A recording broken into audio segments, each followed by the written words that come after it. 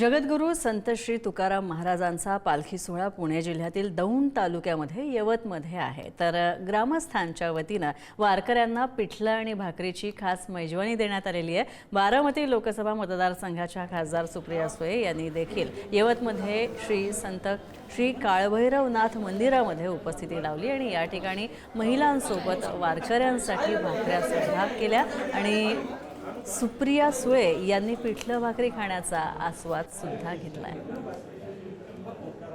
कृष्णारी आपण सगळे पांडुरंगावर प्रचंड प्रेम करणारे त्याचे भक्त वर्षातून एकदा दरवेळेस आपण सगळे यवतला जमतो। बेसन भाकरी जणू काय घरचा एक अगदी प्रेमाचा घरगुती कार्यक्रम आणि इथे संपूर्ण गावामधून जी भाकरी येते आणि जे बेसन बनतं त्याला एक वेगळीच गोड चव असते आणि त्यातला ठेचा वाह मजा घ्या।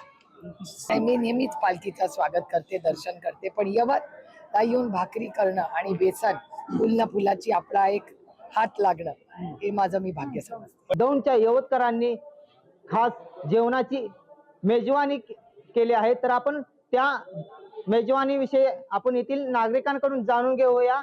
तर काय सांगाल आज?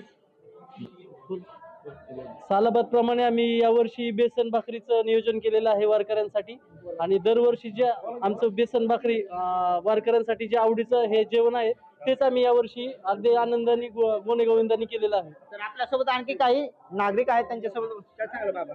हा यवत ग्रामस्थांच्या ह्याने 400 किलो बेसन 500 किलो बाजरीच्या बेसन भाकरी परंपरा सालाबादप्रमाणे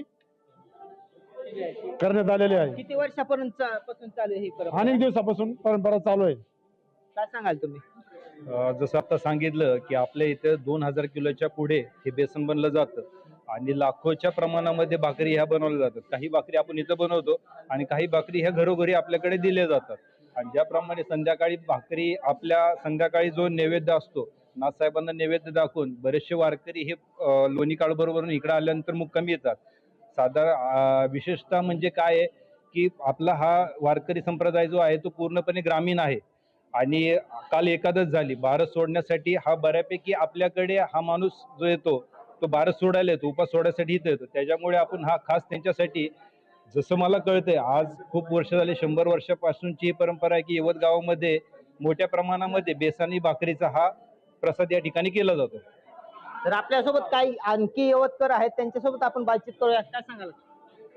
सालाबाद प्रमाणे आमच्या इथं एक 2500 किलो बेसन या ठिकाणी बनवलं जातं आणि साधारणतः एक 2 ते 3 लाख भाकरी या ठिकाणी गावामधून गोळा होतात आणि सालाबाद प्रमाणे आमच्या इथं परंपरा चालत आलेली आहे। जसं आमचे वडील असतील, आजोबा असतील, पणजोबा असतील, जसं आम्हाला आठवतंय तसं ही परंपरा चालू आहे। आपण पाहिलं असेल दौंडकरांचं हे वारकरींसाठीचे प्रेम पुन्हा एकदा पाहायला मिळालं। दौंडहून विशाल भोंग, पुढारी न्यूज।